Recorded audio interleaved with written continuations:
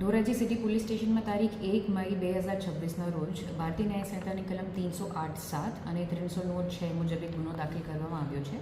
ફરિયાદીના જણાવ્યા મુજબ આશરે 5 થી 6 મહિના પૂર્વે ફ્રેન્ડશિપ એપ્લિકેશન મારફતે એક અજાણ્યા વ્યક્તિ સાથે એમની મિત્રતા થઈ અને ત્યારબાદ તારીખ 22 એપ્રિલ 2026ના રોજ આ વ્યક્તિ દ્વારા ફરિયાદીને ઉપલેટા નજીક મળવામાં બોલાવવામાં આવ્યો હતો.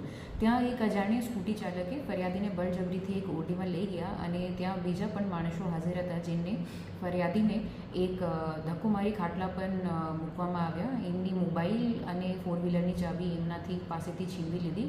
એમના કપડાં ઉતારીને એક નગ્ન અવસ્થામાં વિડીયો અને ફોટા ઉતારવામાં આવ્યા.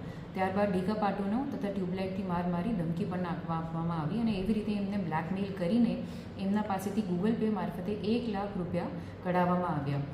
એમાં આરોપીઓ જે સામેલ હતા તપાસ પાછળ આ મળ્યા છે ચિરાગ પટેલ, નિકુંજ પટેલ, પ્રતીક નટવરલાલ ગજેરા, રઘુ રાઠોડ અને એમના સાથે 2 બીજી મહિલાઓ રાણીબેન અને નીલાબેન.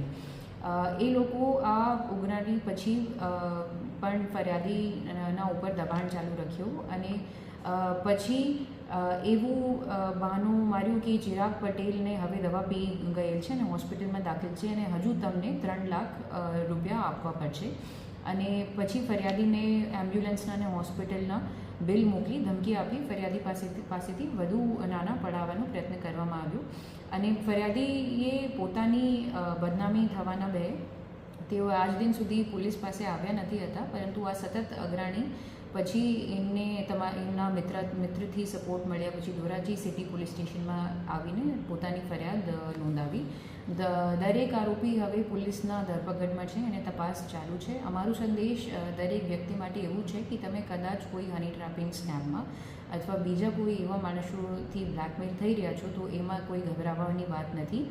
તમે પોલીસ પાસે આવી શકો છો. તમારી ઓળખ ગુપ્ત રાખવામાં આવશે અને પોલીસ દરેક રીતથી તમારી મદદ કરવામાં તત્પર અને સક્ષમ છે.